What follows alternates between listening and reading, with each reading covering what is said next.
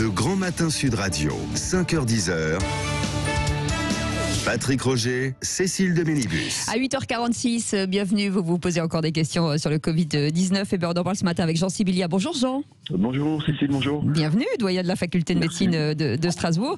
Vos appels 0826 300 300. Jean, on va revenir sur les trois types de coronavirus qui ont été associés à des épidémies mortelles, celui de 2003, 2012 et 2020. Et beaucoup de gens se posent des questions. Et pourquoi celui de 2020 paralyse le monde alors ce qui n'était pas le cas sur les précédents, alors que c'était déjà des épidémies mortelles? Pour une raison extrêmement simple, c'est que les deux premiers coronavirus n'ont pas été pandémiques, c'est-à-dire ils n'ont pas touché toute la planète. Le premier virus en 2003, qui était vraiment le petit cousin de Covid-19, qu'on appelait le SARS-CoV-1, c'était son nom de code, n'a touché que les pays asiatiques. Il est resté cantonné en Asie. Mais ça veut dire qu'il était moins contagieux ? Probablement, très probablement moins contagieux, probablement plus virulent, c'est-à-dire encore plus toxique, puisque la mortalité a été estimée autour de 10 à 15%, c'est quand même beaucoup plus que Covid-19, c'est 10 à 15 fois plus que le Covid-19, mais il n'a pas diffusé hors des pays asiatiques, et il a contaminé quand même beaucoup moins de monde à l'époque.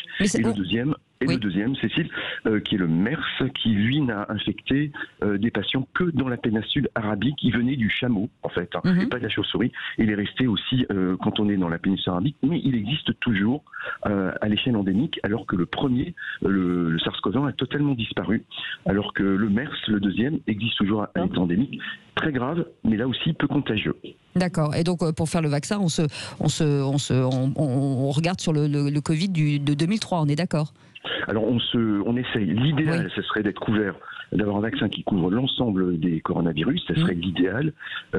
Si on ne peut pas, il faut se concentrer sur Covid-19 évidemment, avec une petite réminiscence quand même sur le premier coronavirus, le SARS-CoV-1. Mais bon, il va falloir quand même faire des choix, et les vaccinologues feront des choix.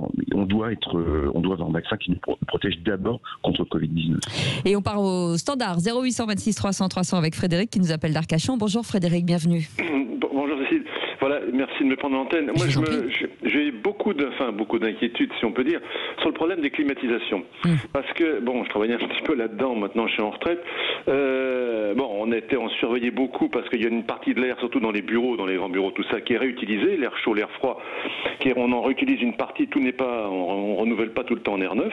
Alors j'aimerais savoir s'il y a eu des mesures spécifiques de prise, parce que moi j'en connaissais contre la légionelle, mais contre les virus, je n'ai pas connu ça. Et il y a un deuxième truc, toujours aussi au niveau des climatisations que je trouve qui m'inquiète beaucoup, c'est l'aviation. Avec la pressurisation des avions, là on va recommencer les vols avec des pays chauds où le virus est quand même assez résistant. Qu'en est-il des avions dans le renouvellement d'air des avions et tout ça? Je sais que les trains par la SNCF a multiplié par 2 un petit peu tous ces cycles de décontamination. Qu'en est-il des avions et de la pressurisation? Alors, je ne sais pas si Jean Sibilia va pouvoir vous répondre sur cette question, mais en tout cas, on va lui poser la question. Oui, je suis désolé, je ne pourrais pas vous répondre. Je ne sais pas, parce que je n'ai pas vu de données techniques précises venant de l'aéronautique. Je sais par lecture, évidemment, et par information, mais presque comme nous tous, que des études ont été faites, que des mesures ont été prises. Évidemment que c'est un des premiers points qui a été examiné, c'était la contamination par les souffleries, par les climatisations, les aérations, etc. Donc tout ça a été étudié. Évidemment, une soufflerie peut favoriser la dissémination, ou une climatisation, la dissémination d'un virus qui serait dans l'air dans un milieu confiné, à condition évidemment que cette climatisation soit elle-même contaminée par du virus. C'est-à-dire, pour souffler du virus, il faut qu'il y ait une source de virus à l'intérieur. Vous voyez, donc c'est ça qui est improbable. Il faudrait imaginer qu'il y ait une contamination intravirale à l'intérieur de la climatisation. C'est-à-dire qu'on y crache, ou qu'on y dépose du virus, par malveillance ou par accident. Sinon, la climatisation ne peut pas pousser du virus vers l'extérieur. Il ne peut que faire des flux à l'intérieur d'une pièce, c'est ce qui a été démontré dans des restaurants. Vous voyez, il y a une table où les gens sont infectés, ils se parlent, il y a des petits postillons en l'air, et s'il y a une climatisation, la climatisation ou l'air, la pulsion de l'air, va pousser ces virus vers la table d'à côté. Ça a été démontré. Mais que la climatisation génère du virus, il faudrait elles-mêmes qu'elles soient contaminées. Un cas très très rare. Et j'imagine que les compagnies aériennes veillent forcément aux mesures sanitaires. C'est ce qu'elles annoncent, évidemment. Oui, c'est absolument. ce qu'elles expliquent, bien sûr. Merci beaucoup Frédéric d'Arcachon pour votre question et toujours au 0826 300 300 avec Françoise qui nous appelle de Bordeaux. Bienvenue Françoise, bonjour. Bonjour et merci à Sud Radio de parler de la réalité. Merci. Et donc de ne pas nous enfumer. Voilà. On vous écoute Françoise. Oui, moi je me pose la question, c'est que en fait les médecins disent que les virus ils viennent toujours d'Asie. Et donc voilà, je ne comprends pas parce qu'on a tellement de relations, je veux dire économiques, pharmaceutiques avec ce pays. Voilà, je trouve que c'est un peu contradictoire. Pourquoi est-ce que ça vient d'Asie en fait Alors pas toujours, Jean Sébiliard. Pas toujours, oui, pas toujours. On va démystifier les tweets du président Trump qui dit que c'est des virus chinois. Non, c'est pas des virus chinois exclusivement.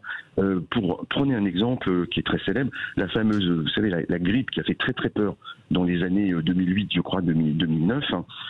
Cette grippe qui a effrayé le monde, qui n'a jamais donné de pandémie, elle ne venait pas d'Asie. Elle venait. Le premier cas était un petit Mexicain qui avait été décrit. Donc il y a des origines différentes pour les virus respiratoires. C'est là finalement où le virus se réplique et mute que se trouve le foyer d'origine. Et puis après, évidemment, ça dissémine et ça traverse la planète quand c'est une première pandémie. Mais ça n'est pas exclusivement chinois ou exclusivement asiatique. Ça, c'est un mythe. Ouais, ça a répondu à votre question ?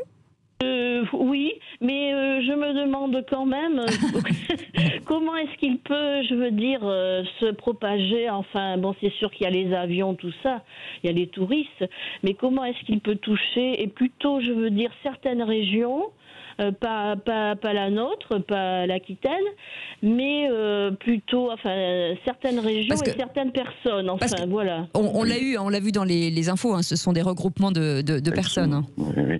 Ça, c'est l'épidémie. Vous savez, ça, c'est les aléas de l'épidémie. Les épidémies, ça part. C'est comme finalement, c'est comme un tremblement de terre. Il y a un épicentre. Vous voyez, l'épicentre, c'est là où démarre le tremblement. C'est là où se regroupent des gens qui s'infectent eux-mêmes. C'est l'épicentre à Bergame, c'est l'épicentre à Mulhouse, où vous avez cet effet de super diffuseur du virus qui va contaminer brutalement 150, 200 personnes dans une assemblée. À Mulhouse, c'est beaucoup plus, mais parmi les 2000, on estime que plus de 70% des gens ont été infectés. Donc à partir de là, vous avez une diffusion. Et ça diffuse finalement comme un tremblement de terre. Ça diffuse en cercle. Et on voit très bien, autour du cercle de Mulhouse ou autour du cercle de Bergame, on voit bien, quand on regarde la carte, on voit la diffusion du virus. Alors heureusement, à un moment donné, on prend des mesures. Et la diffusion s'arrête. Et en France, ça a été le cas. On a eu 2-3 gros foyers de diffusion. Heureusement, ça n'a pas diffusé dans toute la France. Mais rappelons quand même que le confinement du 17 mars a permis de bloquer la diffusion du virus en limitant les déplacements, en limitant les rencontres interhumaines. Tristement peut-être, mais ça a permis d'éviter que certaines de nos régions soient contaminées. Ou en Chine, la contamination de l'ensemble de la Chine. Ils ont fait la même chose sur la province du Wuhan. Donc c'est assez normal en période épidémique, sauf dans une condition, si vous avez un virus ultra contagieux, type rougeole, type variole, où là la contagiosité est encore très supérieure à Covid-19. Et là, généralement, ça traverse les populations. On l'a vu, les grandes épidémies d'autres fois, notamment la variole, traversaient les populations sans qu'on puisse l'arrêter. Voilà, merci beaucoup en tout cas Françoise de votre question. Et rapidement, avec vous Jean Sibilia, on parle d'un rebond aux États-Unis, en Chine. Est-ce qu'il faut craindre une seconde vague ?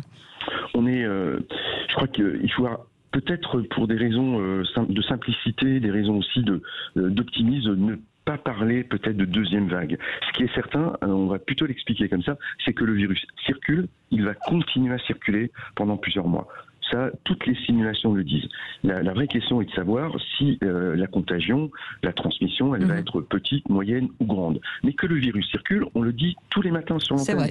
Le virus n'a pas disparu. Donc il n'y a aucune surprise aujourd'hui. La seule surprise, bonne ou mauvaise, ça serait qu'on contienne bien la diffusion du virus par des petits clusters et qu'on arrive par une détection précoce. On le dit, si vous avez le moins de symptômes, allez vous faire dépister. Si vous êtes dépisté, il faut que les sujets contacts soient isolés. Si on fait tout ça, on évitera, alors j'aime plus le mot deuxième vague, mais on évitera une grande contagion. Mais évidemment, on va avoir des clusters, on en a déjà une centaine. Il est logique qu'il y en ait nouveau en Chine, il est logique qu'il y en ait d'autres aux États-Unis. Pour l'instant, le virus n'a pas disparu. Il ne disparaîtra pas avant l'automne, ou plus tôt, ou probablement pas avant l'an prochain. Mais ça ne veut pas dire qu'on va être submergé. Et ça ne veut pas dire qu'on reconfinera. Et c'est ça qu'il faut dire. Et surtout aux auditeurs, si vous avez moins de symptômes, allez consulter. Votre médecin surtout. Parlez-en à votre médecin. Et puis c'est tout ce petit travail de quotidien, mesures barrières et consultation, c'est du petit travail de fourmi. Hein. Et nettoyez bien les surfaces, les poignées de porte. Voilà. Exactement. Et lavez-vous les mains, bien sûr, comme tous les matins, enfin plusieurs fois par jour, bien sûr. Restez avec nous. Dans un instant, merci beaucoup Jean Sibilia. Dans un instant, on continue avec le petit déjeuner de l'actu. Nos éditorialistes du jour, Françoise de Gaulle, Elisabeth Lévy, Christine Bouillot. Et vos appels toujours au 0826 300 300, 8h57.